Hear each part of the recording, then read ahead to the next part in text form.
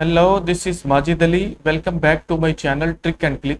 आज के M S Excel के इस वीडियो ट्यूटोरियल में हम सीखेंगे कि हम एम एस एक्सेल में डाटा एंट्रीज कैसे कर सकते हैं जो कि फुली ऑटोमेटिक होंगी। जैसे आप स्क्रीन पर देखें तो आपको कुछ एक डैशबोर्ड या इंटरफेस नज़र आ रहा है। यहाँ पर मैं जो भी डाटा लिखूंगा वो शीट 2 में ऑटोमेटिकली सेव होता जाएगा।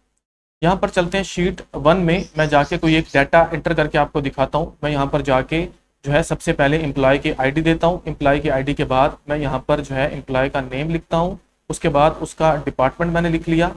डिपार्टमेंट को लिखने के बाद अब हमने यहाँ पर उसका डेजिग्नेशन लिखना है। डेजिग्नेशन के बाद हमें चाहिए उसकी लोकेशन। मैंने यहाँ पर जाके लोकेशन दे दी और उसकी नेट सैलरी जो है मैंने यहाँ पर लिख ली। अब मैं क्या करता हूँ, जैसे ही सेव डाटा वाले बटन के ऊपर क्लिक करता हूँ तो यहाँ से डाटा मेरा गायब हो जाएगा। और शीट 2 में अगर आप देखेंगे तो ये देखिए 3rd नंबर पर मेरी एंट्री हो चुकी है। डाटा ऑटोमेटिकली यहाँ पर जो है नेक्स्ट सेल्स में नेक्स्ट रो में ऐड हो जाए। बिल्कुल ऐसा ही सेम इंटरफेस, ऐसे ही जो ऑटोमेशंस हैं हमने आज की इस वीडियो में सीखनी है कि हम ऑटोमेटिकली डाटा को किस तरह से इंटर कर सकते हैं, इस तरह का इंटरफेस कैसे बना सकते हैं जो कि हमारी डाटा बेसिस में डाटा हमारा सेव होगा। ये वीडियो बहुत इंपॉर्टेंट है उन सभी डाटा एंट्रीज ऑपरेटर के लिए जो कि डाटा एंट्रीज करते हैं। तो वीडियो को एंड तक देखिए। आइए वीडियो को हम स्टार्ट करते हैं। एम एस एक्सेल की एक न्यू शीट को मैंने ओपन कर लिया है। यहाँ पर सबसे पहला काम जो हमने करना है, नीचे हमारे पास 3 शीट्स होनी चाहिए। यहाँ पर मेरे पास एक शीट है तो मैं 2 शीट को मजीद यहाँ पर इंसर्ट कर लेता हूँ। सबसे पहले मैं चला जाऊँगा शीट 1 पर। शीट 1 पर जाने के बाद यहाँ से इसको थोड़ा सा हम जूम कर लेते हैं। ऐसे जूम करने के बाद अब जो हमारे पास ई और एफ वाला 2 कॉलम है इनको सिलेक्ट करके कुछ इस तरह से इनकी जो विड्थ है उसको हम इंक्रीज कर लेते हैं। विड्थ को मैंने इंक्रीज कर लिया। अब ये जो हमारे पास फर्स्ट नंबर पर रो है, इन दोनों को हम, ये जो दोनों सेल्स हैं ई और एफ के, इसको सिलेक्ट करके मर्ज एंड सेंटर करेंगे और यहाँ पर हेडिंग दे देंगे। तो मैं यहाँ पर जाके हेडिंग दे देता हूँ एम्प्लॉय इन्फॉर्मेशन के नाम से। तो मैंने जाके यहाँ पर हेडिंग दे दी। हेडिंग देने के बाद अब हमने यहाँ पर जो बिल्कुल नेक्स्ट हमारे पास सेल्स हैं, यहाँ पर हमने वो सभी क्रेडेंशियल्स लिखने हैं जो हमें चाहिए डाटा एंट्री के लिए। तो सबसे पहली चीज जो हमें चाहिए वो है एम्प्लॉय आईडी। तो मैं जाके यहाँ पर एम्प्लॉय आईडी लिख लिया। बिल्कुल नेक्स्ट सेल में हमने लिखना है एम्प्लॉय नेम। तो मैंने यहाँ पर जो है वो एम्प्लॉय नेम लिख लिया। उसके बाद नेक्स्ट सेल में हमने यहाँ पर डिपार्टमेंट लिखना है एम्प्लॉय का। तो मैं यहाँ पर जाके डिपार्टमेंट लिख लेता हूँ। डिपार्टमेंट लिखने के बाद उसका डेजिग्नेशन, तो मैंने यहाँ पर जो है वो उसका डेजिग्नेशन लिख लिया। डेजिग्नेशन लिखने के बाद उसकी लोकेशन को लिखना है, या आप यहाँ पर एड्रेस लिख सकते हैं। और बिल्कुल लास्ट में उसकी नेट सैलरी की हमने यहाँ पर हेडिंग दे दी। ये वो डाटा है जो कि हम चाह रहे हैं कि ऑटोमेटिकली हमारे पास इंटर हो, तो उसकी मैंने हेडिंग्स यहाँ पर दे दी। अब नेक्स्ट काम हमने थोड़ी सी इसकी फॉर्मेटिंग करनी। सबसे पहले ये जो हमारे पास रोज हैं इनको सिलेक्ट करके हम इकट्ठा ही जो है इनकी जो हाइट है उसको इंक्रीज कर लेते हैं ताकि बराबर इनकी हाइट इंक्रीज हो। ये जो फर्स्ट हमारे पास हेडिंग वाला सेल है इसको सिलेक्ट करके हम इसकी अलाइनमेंट को मिडिल एंड सेंटर करते हैं और यहाँ से जाके इसके फॉन्ट के स्टाइल को हम चेंज कर लेते हैं। फॉन्ट का स्टाइल चेंज हो चुका है। फॉन्ट के साइज को भी इंक्रीज कर लेते हैं और Ctrl+B से इसको कर लेंगे बोल्ड। ये जो हमारे पास डाटा है इनको भी सिलेक्ट करके हमने इनके फॉन्ट के स्टाइल को कर लेना है चेंज। चेंज करने के बाद Ctrl+B से करेंगे बोल्ड। और अब जो है, अब हम ये जो हमारे पास एरिया है इसको सिलेक्ट करके इनके अलाइनमेंट को मिडिल एंड सेंटर कर। अब हमने यहाँ पर जो नेक्स्ट काम करना है, कितने डाटा को हमने करना है सिलेक्ट, Ctrl+C से करना है कॉपी। और अब हमने आ जाना है शीट नंबर 2 में। शीट नंबर 2 में आ गए, यहाँ से पेस्ट में गए और यहाँ पर चले गए हम पेस्ट स्पेशल में। तो इस तरह से हमारे पास पेस्ट स्पेशल के नाम से डायलॉग बॉक्स जो होगा, सिंपल हमने यहाँ से जो है वैल्यूज को सिलेक्ट करना है और यहाँ से ट्रांसपोज को चेक करके ओके को प्रेस करना है। तो डाटा हमारा जो है वो हॉरिजॉन्टली यहाँ पर पेस्ट हो जाएगा। इसको सिलेक्ट करके इसकी विड्थ को मैं कुछ इस तरह से इंक्रीज कर लेता हूँ। अलाइनमेंट को मिडिल एंड सेंटर और फॉन्ट के साइज को थोड़ा सा हम कर लेते हैं इंक्रीज।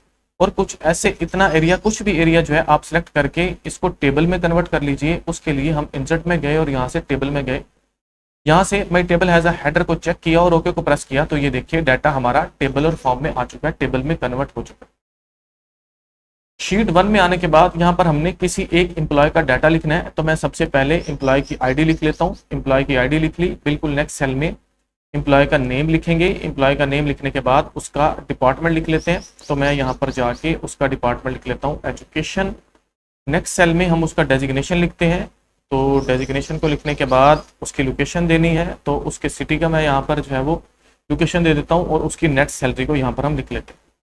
नेक्स्ट सैलरी को लिखने के बाद अब हमने क्या करना है, यहाँ पर किसी भी सेल में जाना है, इक्वल टू का साइन लगाना है और इसी डाटा को यहाँ पर हमने लिया, इंटर को प्रेस किया तो ये देखिए हमारे पास जो एम्प्लॉय आईडी है वो आ चुकी है। इसी तरह से हम नेम को लेकर आना चाहते हैं, इक्वल टू का साइन लगाने के बाद उस सेल का एड्रेस देंगे तो यहाँ पर एम्प्लॉय का नेम आ गया। सिंपल इसको हम नीचे पेस्ट कर लेते हैं तो बाकी सभी कोरस्पॉन्डिंग सेल का डाटा भी यहाँ पर हमें मिल जाए।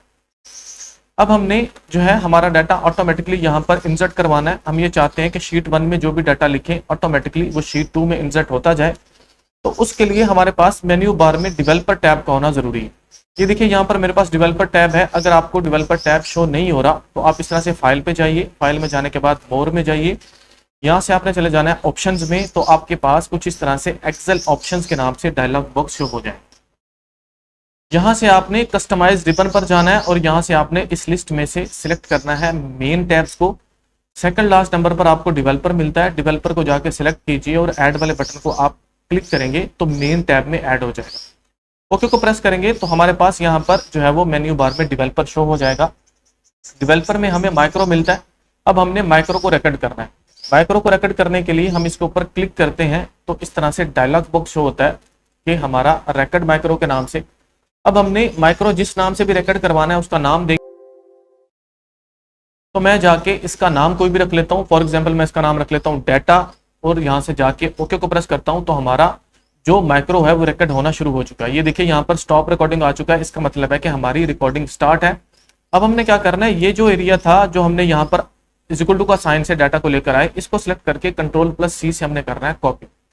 कॉपी करने के बाद अब हम चले जाएंगे शीट 3 में, शीट 2 में नहीं जाना, शीट 3 में जाना है। उसके बाद हमने यहाँ पर फर्स्ट सेल पर जाना है, राइट क्लिक करना है और यहाँ से हमने चले जाना है पेज स्पेशल पर। डायलॉग बॉक्स शो होगा पेज स्पेशल का, यहाँ से हमने वैल्यूज को सिलेक्ट करना है और यहाँ से ट्रांसपोज और ओके को प्रेस करना है तो डाटा हमारा यहाँ पर जो है वो हॉरिजॉन्टली पेस्ट हो जाएगा। इसको सिलेक्ट कीजिए, कंट्रोल+C से कीजिए कॉपी और अब आ जाइए शीट नंबर 2 में। शीट नंबर 2 में जाकर इस सेल में जाना है। उस सेल में जाने के बाद हमने होम में जाना है। यहाँ पर हमारे पास है सेल के नाम से एक ग्रुप, ऊपर इंसर्ट है, इंसर्ट में जाइए और इंसर्ट कॉपी सेल को जाके आप क्लिक कर दीजिए। डाटा हमारा यहाँ पर इंसर्ट हो चुका है।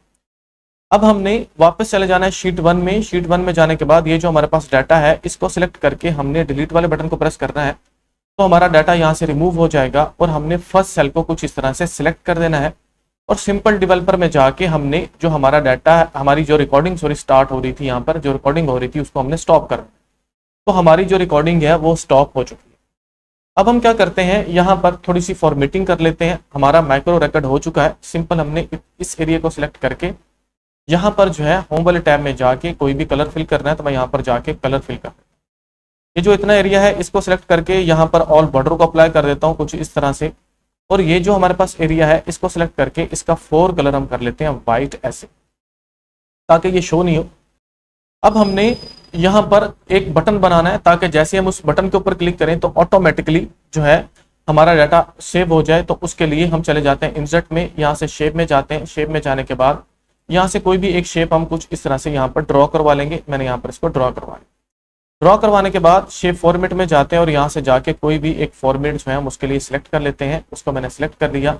यहाँ पर 2 टाइम क्लिक करके हम यहाँ पर लिखेंगे सेव डाटा या सिर्फ सेव लिख लें। इसको कीजिए कुछ ऐसे, सिलेक्ट डाटा को सिलेक्ट करने के बाद होम वाले टैब में जाइए और इसको कर लीजिए मिडल एंड सेंटर। इसके कलर को हम कर लेंगे ब्लैक और इसके जो है वो इसके साइज को हम करेंगे इंक्रीज और कंट्रोल+B से करेंगे बोल्ड। और इसके भी फॉन्ट के स्टाइल को हम सेम कर लेंगे जो कि ऊपर हमारे पास डाटा जो है वो इस फॉन्ट स्टाइल से है। साइज को थोड़ा सा छोटा कर लेते हैं। ये देखिए हमारे पास सेव डाटा के नाम से एक बटन बन चुका है। अब हमने इस बटन को करना है सिलेक्ट करके राइट क्लिक करना है तो हमारे पास ये ऑप्शन मिलता है असाइन माइक्रो। इसके ऊपर जब जाके मैं क्लिक करता हूं तो हमारे पास ये देखिए असाइन माइक्रो के नाम से कुछ इस तरह से डायलॉग बॉक्स शो होता है। ये मैंने एक माइक्रो जो है वो रिकॉर्ड किया हुआ है डाटा के नाम से, इसको जाके मैं इसके ऊपर अप्लाई कर देता हूँ तो ये जो हमारे पास बटन है इसके ऊपर ये देखिए कुछ इस तरह से हाथ आ रहा है, मतलब इसके पीछे लिंक है, इसके पीछे माइक्रो जो है वो असाइन हो चुका है। सिंपल अब हम क्या करते हैं, यहाँ से हम चले जाते हैं व्यू वाले टैब में और जाके यहाँ से ग्रिड लाइन को कर लेते हैं रिमूव। तो ये देखिए ग्रिड लाइन हमारी रिमूव हो चुकी है। अगर आप ये चाहते हैं कि थोड़ी सी इसकी विड्थ मजीद इंक्रीज हो जाए तो इसको कुछ ऐसे जो है हम इंक्रीज कर लेते हैं ऐसे। ये देखिए, अब ये देखिए हमारे पास जो हमारा इंटरफेस कह लें या एक डैशबोर्ड कह लें जहाँ से हम डायरेक्टली डाटा को एंटर करेंगे वो 100% तक रेडी हो चुका है। जो कि फुल्ली ऑटोमेटिक है। हम एक एंट्री करके देखते हैं। यहाँ पर मैं जाकर सबसे पहले एम्प्लॉय का आईडी देता हूँ, तो मैंने यहाँ पर जाके एम्प्लॉय आईडी लिख लिया। उसके बाद मैं जाके यहाँ पर जो है वो नेम लिख लेता हूँ, नेम को लिखा। उसके बाद डिपार्टमेंट उसका लिख लेते हैं जी। डिपार्टमेंट के बाद नेक्स्ट जो चीज़ हमें चाहिए वो है उसका डेजिग्नेशन, तो मैं यहाँ पर डेजिग्नेशन लिखा। इसी तरह से लोकेशन उसकी दे देते हैं और उसकी जो नेट सैलरी है वो हम यहाँ पर दे देते हैं। अब हमने यहाँ पर सेव बटन को क्लिक किया तो ये देखिए यहाँ से डाटा ऑटोमेटिकली जो है वो गायब हो चुका है। चलते हैं शीट 2 में, तो ये देखिए शीट 2 में हमारा डाटा ऑटोमेटिकली इंटर हो चुका है। इसका मतलब है कि हमारा ये जो इंटरफेस है ये 100% तक काम कर रहा है। आप इस तरह से एक डाटा एंट्री फॉर्म बना के एम्प्लॉयज़ का डाटा सेकंड्स में, मिनट्स में डाटा एंटर कर सकते हैं, जिससे आपकी जो डाटा एंट्री स्पीड है वो भी इंक्रीज होगी और उसके साथ साथ एक प्रॉपर वे में आप अपने डाटा को एंटर कर सकेंगे। उम्मीद करता हूँ ये वीडियो आपके लिए हेल्पफुल होगी। मजीद इस तरह की वीडियोस देखने के लिए मेरे यूट्यूब के चैनल ट्रिक एंड क्लिक को सब्सक्राइब लाजमी कीजिए, फेसबुक के पेज को फॉलो कीजिए। मिलते हैं नेक्स्ट वीडियो में। Thank you so much.